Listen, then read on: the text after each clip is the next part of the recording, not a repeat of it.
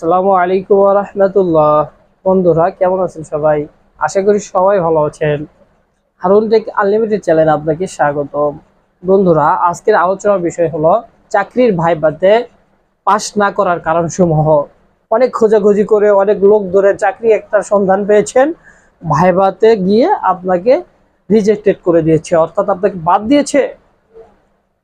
কি কারণগুলোতে আপনাকে বাদ দেয় এটা আপনাকে আজকের ভিডিও থেকে আমি জানাবো। দুইটি বিষয় খুবই গুরুত্বপূর্ণ, এটা আপনাকে ভাইভা পরীক্ষা যাওয়ার আগেই আপনার এই প্রস্তুতি গ্রহণ করতে হবে। দুইটি বিষয় কি আজকের ভিডিও থেকে অবশ্যই জেনে নিন। আপনি যদি বড় ভাই হয়ে থাকেন, আপনার ছোট ভাই ইন্টারভিউ যাওয়ার আগে এই বিষয়টি আপনি বলে দিবেন, কাজে লাগবে। বন্ধুরা এই বর্তমান সময়ে চাকরির সন্ধানই পাওয়া যায় না, পাওয়ার পরে যদি আপনি আবার ব্যাগে আসেন তাহলে আপনি আরো ভেঙে পড়বেন। সরাসরি মূল ভিডিওতে চলে যাচ্ছি।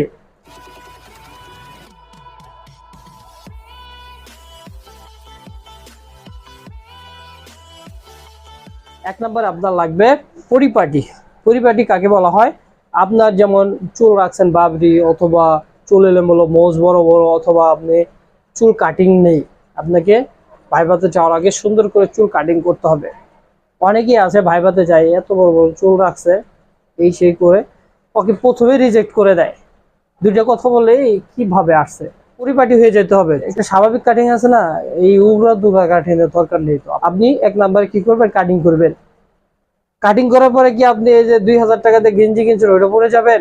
দুই নম্বরের যে ভুলটি করে, একটা স্মার্ট গেঞ্জি, অনেক সময় দেখবেন শার্টের চেয়ে গেঞ্জি পরলে সুন্দর মানায়, তাই না?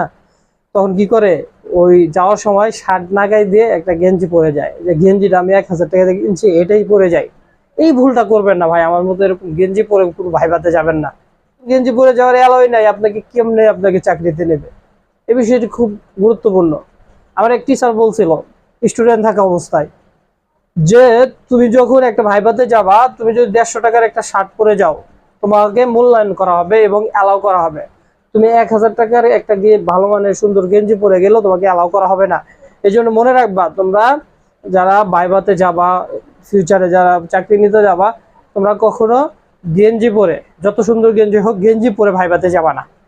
এই বিষয়টি আমি চাকরি নেওয়ার আগে ফলো করেছি, বা এই বিষয়টি মাথায় রেখে কাজ করেছি। আপনারাও এই বিষয়টি মাথায় রাখবেন।